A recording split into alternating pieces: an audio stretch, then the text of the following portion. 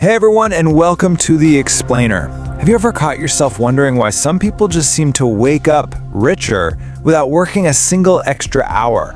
Or, why the internet goes absolutely crazy when they hear things like Apple hit a new all-time high or buy the dip?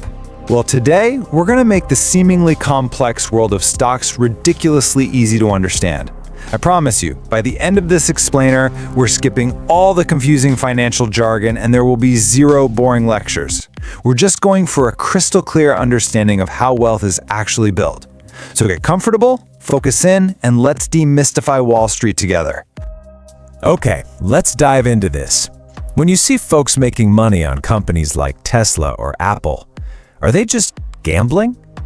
I mean, is the stock market basically just a glorified casino for people wearing suits? The surprising truth is, absolutely not. The people who are truly building long-term wealth in the market, they aren't just betting on some random ticker symbol moving up and down. And they're not just loyal customers of these brands either. They are actually owners of something highly valuable. And today, we're going to see exactly how that works, even if you've literally never invested a single dollar in your entire life. Section 1. The pizza shop analogy. What are stocks? To really wrap our heads around this, we need to step far away from those confusing ticker tapes and Wall Street screens. Let's imagine your friend opens a local pizza restaurant, and it becomes incredibly popular. Customers absolutely love it. The idea spreads like wildfire. There's a line out the door every Friday night, and now they want to open more branches across town. But they really want to avoid taking on a massive, heavy bank loan. So they invite other people to become small owners. Imagine this entire pizza restaurant is currently worth exactly $100,000. Your friend divides the business into exactly 100 equal, tiny pieces. Each of these pieces is called a share, or simply a stock. So if the whole pie is $100,000, each of those 100 shares is worth $1,000. If you step up and buy just one share, you now own exactly 1% of that restaurant. You've literally bought your slice of the pie. And honestly, this simple math is exactly how massive companies like Apple, Amazon, or Google operate. Millions of everyday people own tiny pieces of those giants through stocks. So here is the absolutely crucial point.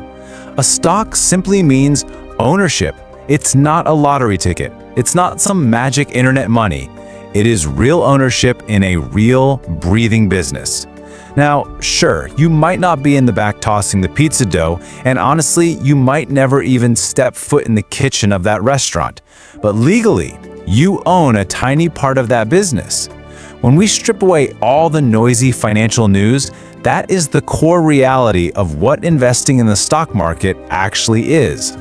Section 2. Funding the coffee shop. Why sell stocks? Now you might be asking yourself, wait, if a business is doing so incredibly well, why would the founder ever want to give away a piece of it? Why share all those profits?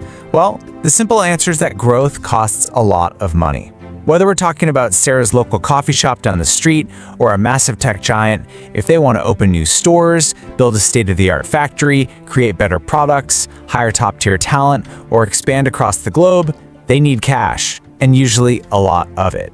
Instead of borrowing billions from a bank and getting completely crushed by high interest payments, a company can simply sell part of its ownership. Investors provide the money, the company uses that cash to grow, and if the business becomes more valuable, everyone who owns shares wins. It's really a win-win for growth. Let's look at how this plays out in the real world with Sarah.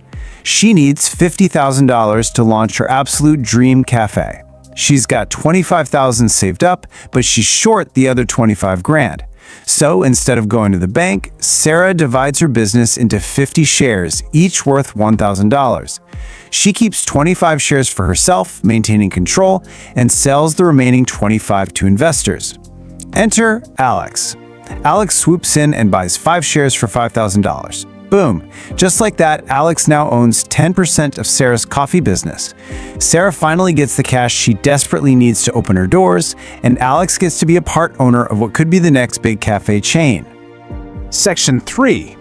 Risks, rewards, and dividends. the reality check. Now, what's really interesting about this slide is how Alex's 10% stake drastically changes over a 5-year period. Because buying the stock, that's just day one.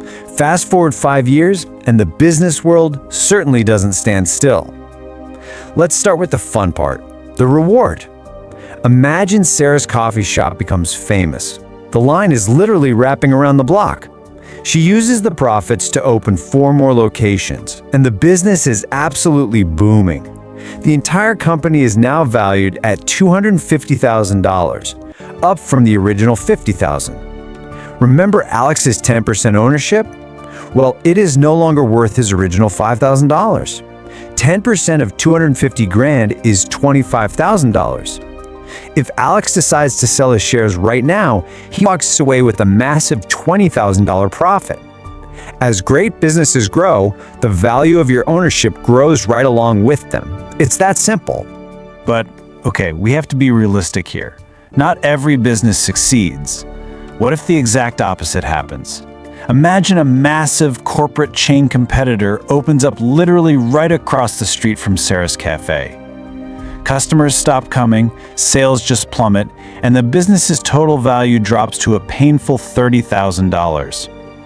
Alex's 10% ownership, it's now only worth $3,000. He originally invested $5,000, meaning he's sitting on a $2,000 loss. And that right there is exactly why investing always comes with risk. Stocks can go up for sure, but they can definitely go down. Fortunately, crossing your fingers and hoping the stock price goes up isn't the only way to make money here. Some companies become so incredibly profitable and stable that they decide to just share a part of their excess cash directly with their owners. This little bonus payment is called a dividend. Think of it kind of like owning a small piece of an apartment building. Every single month, the building generates rental income. Instead of the main boss keeping all of it, they hand you a small check for your share of the rent. Many large, stable companies in the stock market do the exact same thing, paying you a portion of their profits just for holding onto the stock. How great is that? Section 4. The mechanics of investing, making your move. All right, so we understand how the local pizza places and coffee shops work and how they relate to the big leagues. So how do everyday people actually make their move? If you want to buy a piece of Apple or Amazon today, you obviously aren't knocking on their corporate office doors with a briefcase full of cash, right? Instead, you go to a stock exchange. Think of a stock exchange just like Amazon, but instead of buying a new phone case or some sneakers, you are buying and selling ownership pieces of the world's biggest companies. And the best part? It is literally easier today than it has ever been in human history. You don't need to call a guy in a fancy suit who's shouting on a trading floor. Nope! Using a simple brokerage app right on your phone, you can connect to the stock exchange and buy your tiny piece of a massive company in just a few taps. Now, when you finally log into that brokerage app, you're generally going to encounter 2 main flavors of stock. First up is common stock. This is what most beginners buy. It usually gives you actual voting rights in the company, and if the company skyrockets in value, common shareholders see the absolute highest potential rewards. But if the company goes belly up, they are the very last in line to get any money back. Then you have preferred stock. These usually don't offer any voting rights, but they are fantastic for predictable income because preferred shareholders get their regular dividend payments first. So it's essentially a choice. Are you chasing higher potential rewards, or would you rather settle for more reliable, predictable income? So, considering all the risks we just talked about, why do millions and millions of people still invest? Simple. They are playing the long game. Money just sitting in a standard savings account grows painfully slowly, and honestly, it often loses its buying power to inflation. But owning shares in strong, resilient businesses has historically provided significantly higher long-term returns. Smart investors aren't jumping in trying to get rich overnight.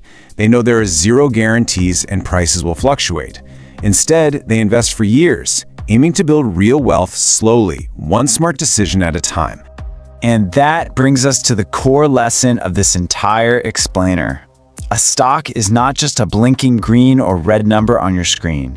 It is ownership. When a business thrives, you thrive right along with it. When it struggles, you definitely feel the hit. Because of this reality, smart investors do not chase the hype. They don't just buy a stock because a random person on social media told them to. They learn first, and then they invest. As the old saying goes, knowledge always comes before money. And getting that principle down, it changes everything. I want to leave you with this final provocative thought. Building real wealth isn't about guessing. It's about education and playing that long game. 5 years from now, you are either going to wish you had started learning how to invest today, or you're going to look back and be incredibly grateful that you did. The choice is entirely up to you. Thank you so much for joining me for this explainer. Keep learning, stay focused, and I will see you in the next lesson.